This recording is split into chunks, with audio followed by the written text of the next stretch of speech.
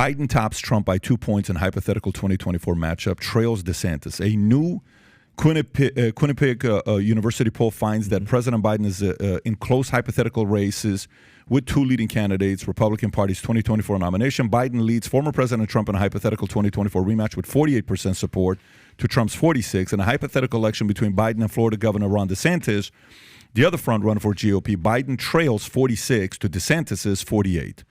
The poll found Trump leading DeSantis in a head-to-head, but behind, with the former president earning 52% to DeSantis' 42%.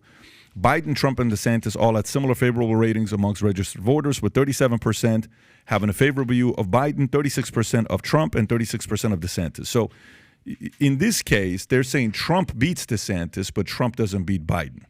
And if DeSantis wins, DeSantis could beat Biden. How aligned are you with what this poll has shown? No, I think that poll is very accurate, what is out there. And it's interesting that, Ron DeSantis has those numbers he hadn't even declared. And so I think that you will see an improvement in his numbers if he declares. Look, Ron DeSantis won the state of Florida in his first election by less than 1%. Over Andrew Gillum, right? Oh, Andrew Gillum, mayor of Tallahassee. What was the thing that took Ron DeSantis over the top and brought single black mothers to vote for him? Education freedom, school choice. That is the forefront issue right now. If Donald Trump would have said it was him, though. Yeah, well, that's the thing. Leadership is not about first person singular. And if he was sitting right there, I'd tell him that. You got to stop using first person singular, because that's not how you lead people. That's how you get the attention on you. But now that's been signed into law here in Florida. And when he came back for his reelection, he won Palm Beach County.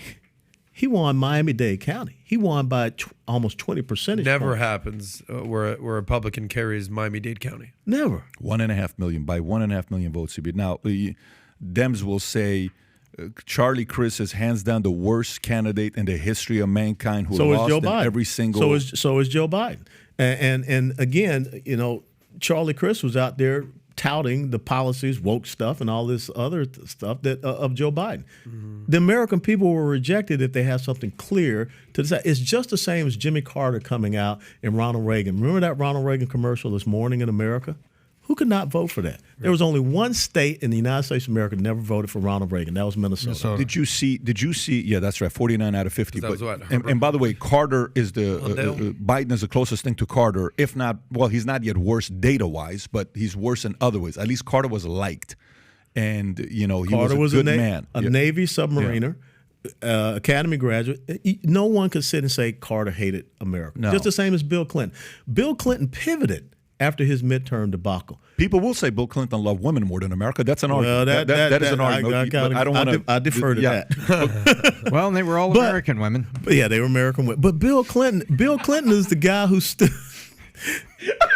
That was good. Tom, that may be one of your best. Tom. He didn't like them firm American women. Don't. Tom is. But you were saying Clinton loved America. I agree. But Bill Clinton is the guy who stood up in a State of the Union address and said the era of big government is over. Do you think a Democrat could stand up in a State of the Union address and say that? No.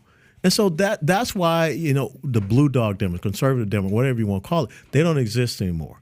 But the thing is that we have to run on these issues. We have to get out there and find out what are the things, as you just talked about earlier, what brings us together? How can we galvanize ourselves? And I will tell you, the issue of education galvanizes this country. It really does, because I think that parents are concerned about the future for their children. Look at these inner cities. Chicago, Baltimore. These kids cannot function math and English at grade level. I fully agree with you. I think the education in kids is not a Republican or Democratic argument. It's all across the board. Yeah. Just like Roe v. Wade, if you notice the stats on the midterms was like, hey, this is something that if you pushed it the way you did, they said McConnell did this to kind of hurt Trump's look, to say he lost on. You read all those stories. You know what I'm talking about. But there's certain things that the American people are saying, leave this alone. We're kind of at this point here. I think education's being one of them. So if you like this clip and you want to watch another one, click right here. And if you want to watch the entire podcast, click right here.